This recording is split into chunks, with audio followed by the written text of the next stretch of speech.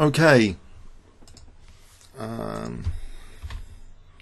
55 players of 11 and 8 titled. 55 titled. He's the top title player, Torres.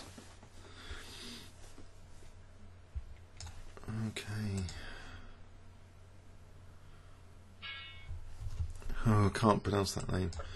hAutAjArvi.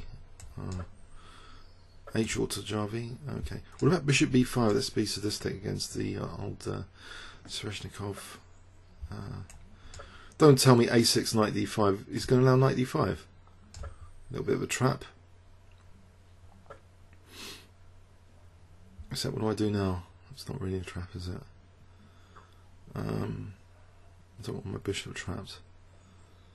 I might just bishop E2. Is this at all useful for me? It's not an F4. I'm going to play for D4 anyway.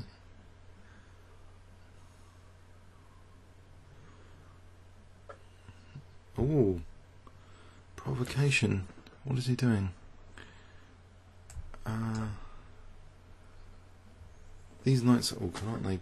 Oh dear. I'm getting kicked back quite amusingly. Oh man. Oh dear. Where do I want to put my pieces? What about F4? Start off with. That gives my knight an F2 square. Okay, so I can get knight to F2 here.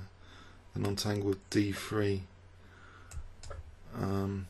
Now maybe H3, G3, and then the knight's trapped again.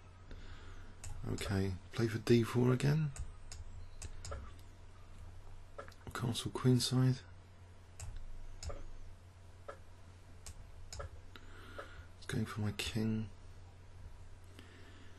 I'll play D4 here.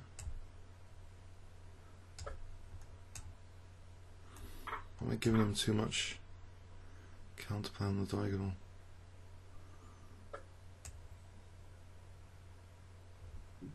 Oh, I don't mind the exchange of queens, I think. So if I play E5 here, is that terrible? There's knight D5. Am I getting a bad position here? So G3, I don't know if I'm getting slaughtered. I'm going to play H3. These knights are all tangled up, he's got good pressure, and if E5 there's knight D5, I think it's better. So I'm playing H3. Just trying to get some. It's coming in with knight B4. Takes knight B4, but what does that do at the moment? I welcome the exchange of queens,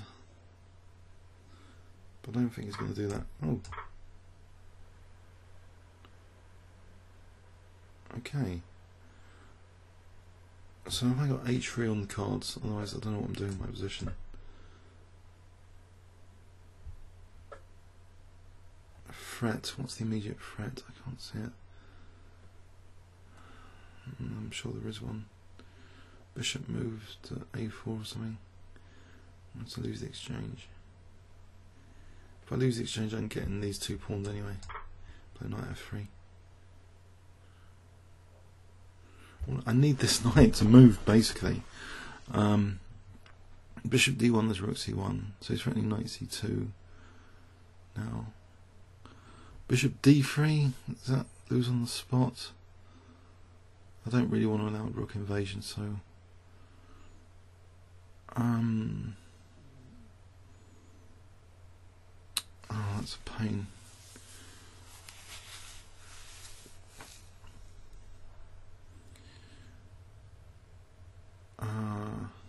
Nope, I can't really see anything to do about knight C2. I could just take another pawn, take on C2, then maybe play H6, because this bishop's guarding against, mind you, then the other rook comes in. There's bishop D3, trying to evict,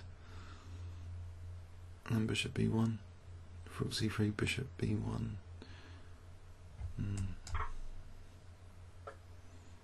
Wasn't Actually, wasn't there like just rook c1 mating there? That was interesting. Because my bishop was actually blocked in. Interesting. I think I just had a mate. Okay. I'm barely in the game though still. But it's better than being mated. Okay. Guarding c2. More good news. I just lost a whole piece though. Whoops. Losing d4. Ah. No. How embarrassing. What a game. Oh, that silly idea, knight d5. What was the follow-up here? Knight d5. Oh, there. I don't know what I'm doing here, because if I move the bishop back, the bishop's getting trapped. So, actually, this isn't so silly what he's just done. Just provoking knight d5. I'm just getting in a real knight's tangle here. My pieces are struggling to get off the first rank in this game. And then the queenside onslaught's pretty good. But he misses a mate in one. Yeah, rook c1 is... Oh, it's not mating. King b2. King b2. Probably is actually. Knight d3 then. Discovered double check. It's pretty good. But this is a pretty good continuation as well. Because actually the bishop's protected by the knight. So if I hadn't done bishop b1, h6, I'd still be in the game a little bit. Then I can actually move this knight. Oh, more than in the game. Because h7, knight f3 to g5. That's a bit tragic. Oh dear. I think my luck's run out today. Bishop b1, totally unnecessary move.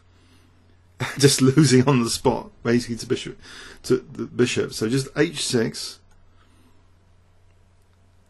Bishop moves, then knight f3. But he missed himself the rook c1 check. Rook c1 check looks all over because king b2. Knight d3 double check. Okay, comments or questions on YouTube. Thanks so much.